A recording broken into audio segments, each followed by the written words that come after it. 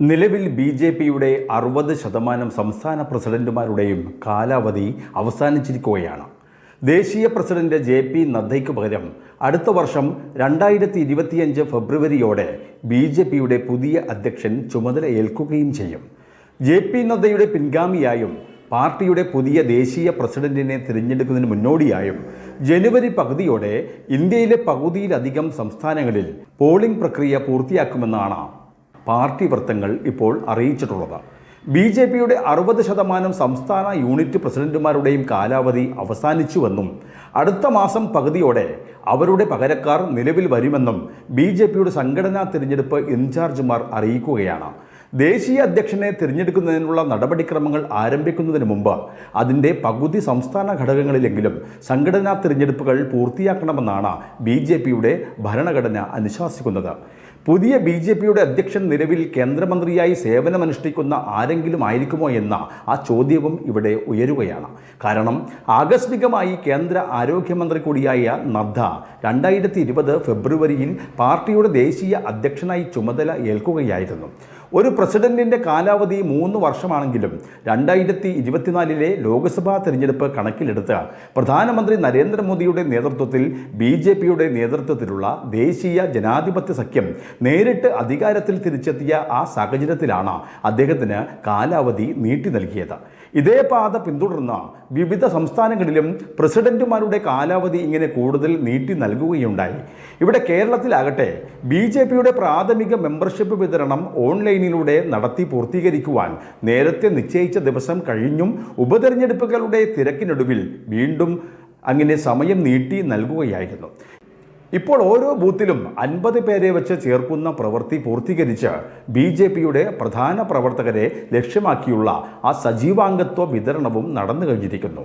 ഒരു മണ്ഡലത്തിൽ കുറഞ്ഞത് 50 പേരെയെങ്കിലും സജീവ അംഗത്വമുള്ളവരാക്കുക എന്ന ലക്ഷ്യത്തിലാണ് അംഗത്വ വിതരണം നടന്നിട്ടുള്ളത്. ഇങ്ങനെ സജീവാംഗത്വം ഉള്ളവർക്കാണ് മാസം തോറുമുള്ള ബി.ജെ.പിയുടെ മാസിക അവരവരുടെ വീടുകളിലേക്ക് എത്തിച്ചേരുന്നത്.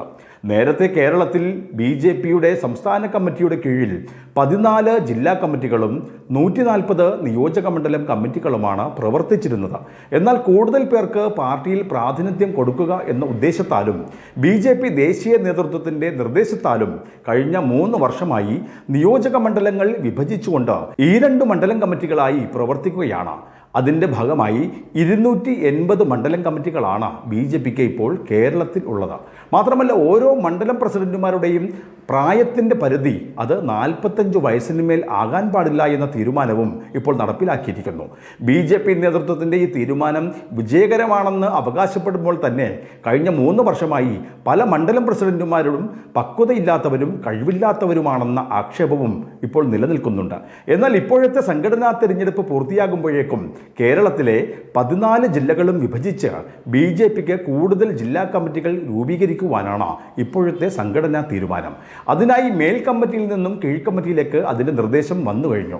കേരളത്തിലെ വലിയ ജില്ലകളായ തിരുവനന്തപുരവും എറണാകുളവും കോഴിക്കോടും 3 ജില്ലകളായി വിഭജിക്കുകയും ബാക്കിയുള്ള ജില്ലകൾ 2ആയി വിഭജിച്ച് 31 ജില്ലാ കമ്മിറ്റികളാണ് ഇപ്പോൾ ഉണ്ടാക്കുവാൻ പുതിയ തീരുമാനം ഉണ്ടായിട്ടുള്ളത്.